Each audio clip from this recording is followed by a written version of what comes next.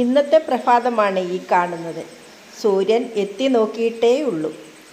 അപ്പോഴേ ഇന്നത്തെ ഈ വീഡിയോയിലേക്ക് എല്ലാ കൂട്ടുകാർക്കും സ്വാഗതം.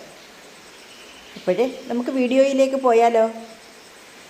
വാ, എല്ലാവരെയും ഒരിക്കൽ കൂടി സ്വാഗതം ചെയ്യുന്നു. അപ്പോഴേ ഇന്നത്തെ ബ്രേക്ക്ഫാസ്റ്റ് എന്താണെന്ന് നമുക്കൊന്ന് നോക്കിയാലോ? മധുരക്കിഴങ്ങും ഏത്തയ്ക്ക പഴുത്തതും കൂടെ പുഴുങ്ങാൻ പോകുകയാണ് ഞാൻ.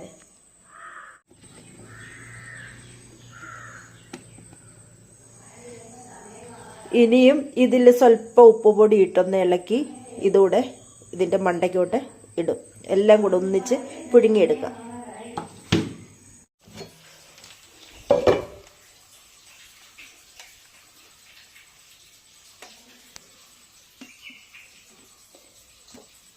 എല്ലാം നല്ല വെന്ത് സെറ്റായി.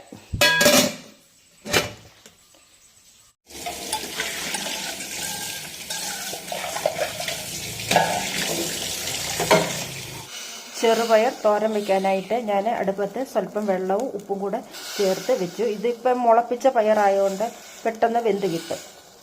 ഇനിയും ഇതിനെ ഒരു അരപ്പ് തയ്യാറാക്കാൻ പോവുകയാണ്.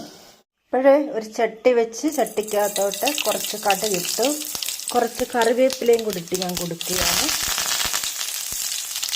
ഇതെല്ലാം കടുകെല്ലാം പൊട്ടിയിട്ടുണ്ട്. അതിലേക്ക് അരച്ച് വെച്ചിരിക്കുന്ന അരപ്പ് കൂടെ ചേർത്ത് കൊടുക്കുകയാണ്.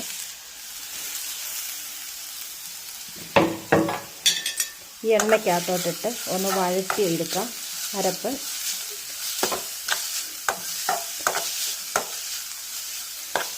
ഒന്ന് വഴലിട്ട് അരപ്പ് നന്നായി വഴന്ന് വന്നിട്ടുണ്ട്. വഴന്ന് വന്നതിലേക്ക് വെന്ത് വെച്ചിരിക്കുന്ന പയറൂടെ ഇട്ട് കൊടുക്കുകയാണ്. എന്നിട്ട് അരപ്പുമായിട്ട് എല്ലാം കൂടെ യോജിപ്പിച്ച ശേഷം അടച്ച് വെച്ച് ഒന്നുകൂടെ അരപ്പും പയറും കൂടെ യോജിപ്പിച്ച ശേഷം ഒന്നുകൂടെ ഒന്ന് അമുക്കി അടച്ച് വേവിക്കാം.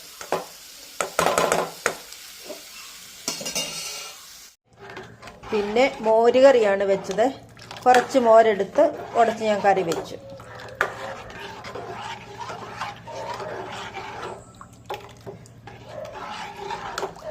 വറ്റൽമുളക് നോക്കിയപ്പോൾ ഇടാൻ കണ്ടില്ല.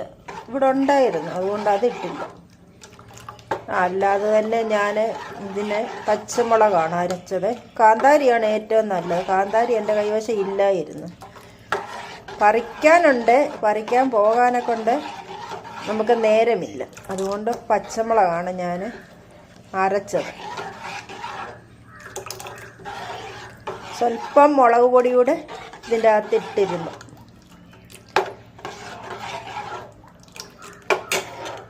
കളർഫുള്ളായ മെഴുക്ക് പുരട്ടി, കളർഫുള്ളായ തോരൻ. ഇത് മീൻ തോരൻ അരിഞ്ഞ് വെച്ചേക്കുകയാണ്. മീൻ വെട്ടി എടുക്കാൻ പോവുകയാണ്. അതിനുശേഷം വീണ്ടും നമുക്ക് കാണാം. നമ്മുടെ മീൻ തോരന് വേണ്ടിയല്ല അരിഞ്ഞ് പറക്കിക്കൊണ്ടിരുന്നപ്പോഴാണ് നമ്മുടെ കോഴിയെ പട്ടി പിടിച്ചത്. അപ്പോൾ ആ പട്ടിയുടെ പുറകെ ഓടി. ആ പട്ടി ഓടുന്ന ഇത് കണ്ടുകൊണ്ട് അതിന് ശല്യമാണെന്ന് കണ്ട് ശല്യം സഹിക്കുക വയ്യാതെ വലിയൊരു കാട്ടിക്കൊണ്ടെന്ന കോഴിയപ്പം ഇട്ടിട്ട്, അയ്യോ അതൊരു മൂർക്കം കാടാണ്. മൂർക്കം പാമ്പ് തിങ്ങി നിറഞ്ഞ ഒരു കാട്ടിലാണ്. അവിടെ പല പ്രാവശ്യം മൂർക്കം പാമ്പിനെ കണ്ടിട്ടുണ്ട്. ഒടുവിൽ ഞാൻ ആ കാട്ടി കയറി എൻ്റെ കോഴിയെ രക്ഷിച്ചെടുത്തുകൊണ്ട് പോന്നു. എൻ്റെ ദൈവമേ, ഒന്നും ഞാൻ ഓടി വശം കെട്ടു കൂട്ടുകാരെ.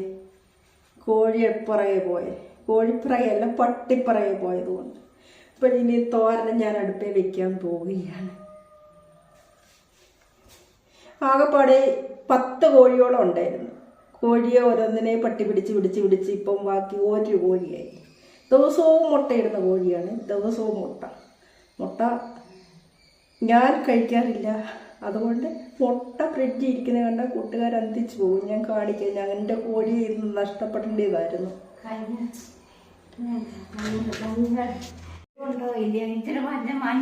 അറിയില്ല മുറിവുണ്ടോ ഇല്ലയോ എന്നൊന്നും.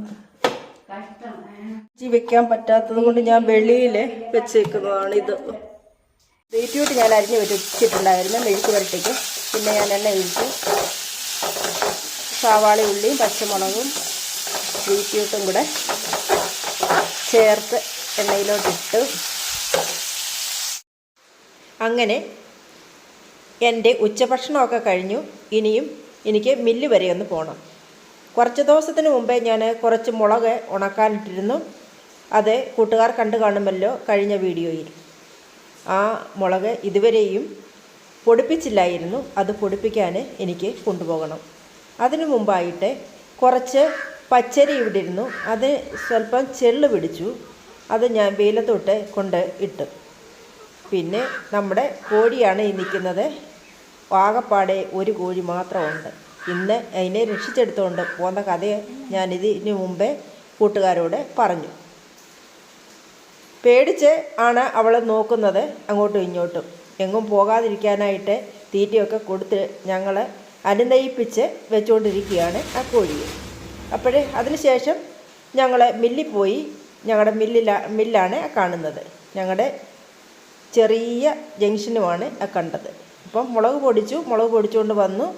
അപ്പം ചെറിയ ബക്കറ്റിലാക്കി വെച്ചു. ബാക്കി നമ്മൾ എന്നും യൂസ് ചെയ്യുന്ന ബോട്ടിലും ആക്കി വെച്ചു.